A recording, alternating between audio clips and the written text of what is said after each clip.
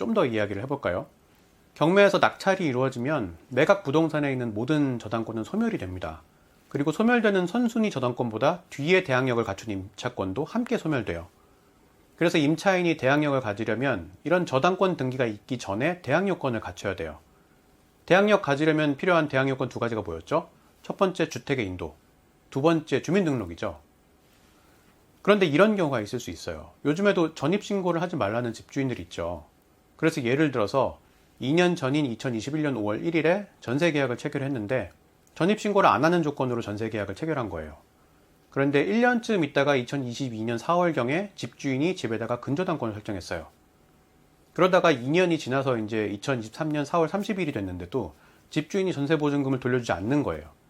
그래서 임차인이 부랴부랴 임차권 등기명령 신청을 해서 2023년 5월 31일에 임차권 등기를 한 상태라면 이런 임차인이 경매에서 근저당권에 우선해서 전세보증금을 받을 수가 있을까요?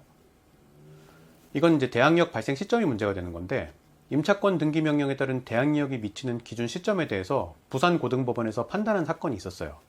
한번 읽어볼게요.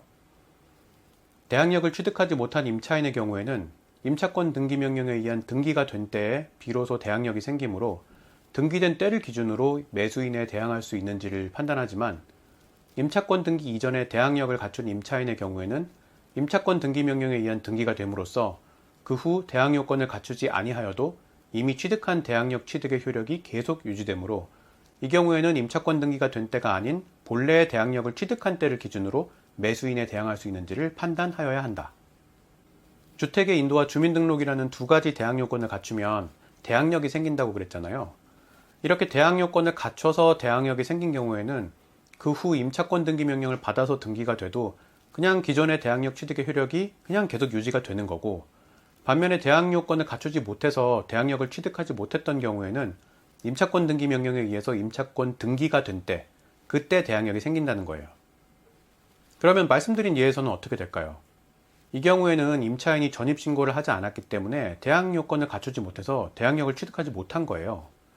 그래서 결국 임차권 등기를 한 2023년 5월 31일에 대항력을 취득하게 되는 거죠. 근데 집주인이 2022년 4월경에 근저당권 설정했잖아요. 그럼 경매에서 낙찰이 되면서 근저당권이 소멸되고 이 근저당권보다 뒤에 임차권 등기를 한 임대차도 함께 소멸되는 거예요. 그리고 안타깝게도 임차인은 매수인한테 임차권의 효력을 주장할 수 없게 되는 거죠. 이렇게 대항력은 여러 가지 문제에 있어서 특히 경매의 경우에 아주 중요한 문제가 됩니다. 그러니까 임차인분들은 전세계약 하실 때 무슨 얘기를 들으시든지 간에 무조건 전입신고를 하셔서 전세사기 피해자가 되지 않게 조심하셔야 됩니다. 그리고 전세계약을 이미 체결하신 분들도 최소한 1년에 한 번이라도 내가 살고 있는 집에 부동산 등기부를 떼보셔서 집주인이 바뀌지는 않았는지 확인하시면 좋겠습니다. 부동산 등기부는 인터넷 등기소 사이트에서 집 주소만 입력하시면 어렵지 않게 떼실 수가 있고 발급 수수료도 1,000원이라서 별로 비싸지도 않아요. 이참에 연습 삼아 한번 떼보셔도 좋을 것 같아요. 그럼 오늘 영상은 여기까지고요. 영상이 도움이 되셨다면 구독도 부탁드리겠습니다. 감사합니다.